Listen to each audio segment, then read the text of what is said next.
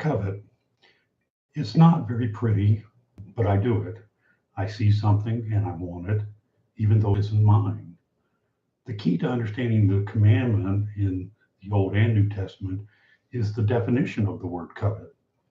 Two different Hebrew words are used in the passages condemning coveting, and both mean to lust after or to long after with a great desire.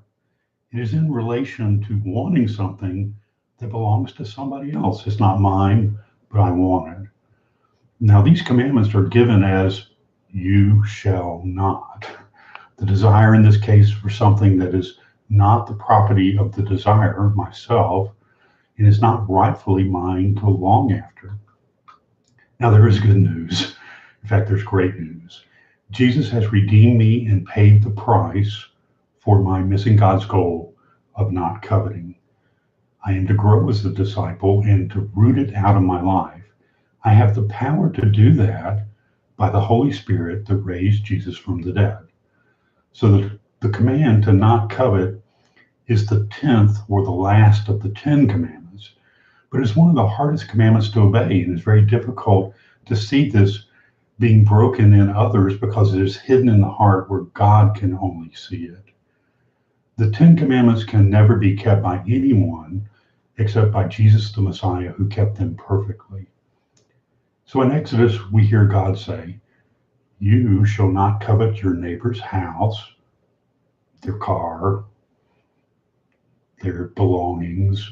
You should not covet your neighbor's wife, his male servant, his female servant, his ox, his donkey, anything that is your neighbor's. So the 10 commandments were intended to show us what sin is, how we miss God's goal. Paul said, if it had not been for the law, I would not have known sin, for I've not known what is to covet if the law had said, you should not covet. So sin, seizing an opportunity through the commandment, has produced in me all kinds of covetousness. Apart from the law, sin lies dead. So I was once alive, being part from the law, but when the commandment came, sin became alive and I died. So we see this as Paul lays this out in Romans 7. He also says, it was a sin producing death in me through what was good, in order that sin might be shown to be sin, and through the commandment might become sinful beyond measure. So coveting is linked with other sins like idolatry and pride. When I covet what other people have, like their house or their car, the employees or their housemaids, and anything else that my neighbor has, my neighbor doesn't mean the person living next to me. It could be anyone that I see or know, just out there in general. So when I covet, I'm telling God I'm not satisfied with what I have because my life is not really defined by my possessions, but my profession, because life is more than food and the body more than clothing.